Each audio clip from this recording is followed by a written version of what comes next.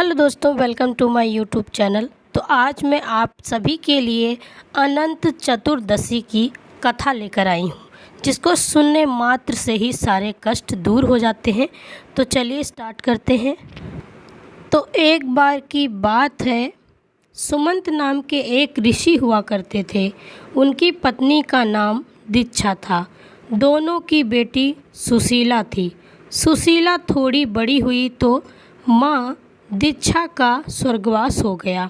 अब ऋषि को बच्ची के लालन पालन की चिंता होने लगी, तो उन्होंने दूसरा विवाह करने का निर्णय लिया। उनकी दूसरी पत्नी और सुशीला की सौतेली माँ का नाम कर्कशा था।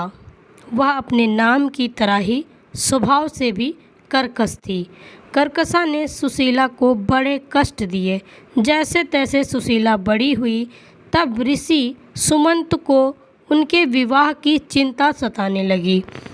काफ़ी प्रयासों के बाद कौंडिन्य ऋषि से सुशीला का विवाह संपन्न हुआ, लेकिन यहाँ भी सुशीला को दरिद्रता का ही सामना करना पड़ा और उन्हें जंगलों में भटकना भी पड़ रहा था। एक दिन उन्होंने देखा कि कुछ लोग अनंत भगवान की पूजा कर रहे हैं और हाथ में अनंत रक्षा सूत्र भी बांध रहे हैं।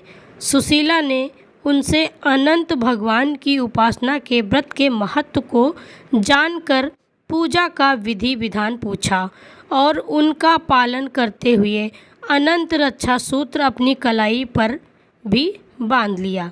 देखते देखते उनके दिन फिरने लगे और कौंडिन्य ऋषि में अहंकार आ गया कि यह सब उन्होंने अपनी मेहनत से निर्मित किया है। एक साल बाद फिर अनंत चतुर्दशी आई। सुशीला अनंत भगवान का शुक्रिया कर उनकी पूजा आराधना कर अनंत रक्षा सूत्र को बांधकर घर लौटी तो कौंडिन्य को उसके बारे में पूछा।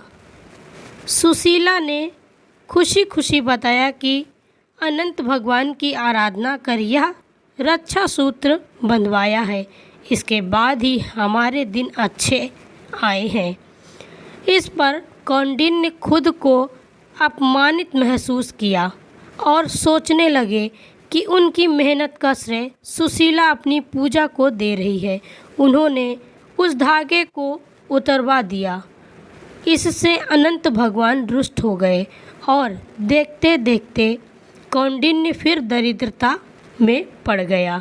तब एक विद्वान ऋषि ने उन्हें उनके किए का एहसास करवाया और कौंडिन्य को अपने कृत्य का पश्चाताप करने का कहा।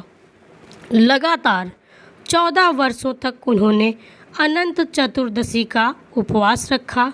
उसके पश्चात भगवान श्री हरि प्रसन्न हुए और कौंडिन्य व सुशीला फिर से सुखी पूर्वक रहने लगे।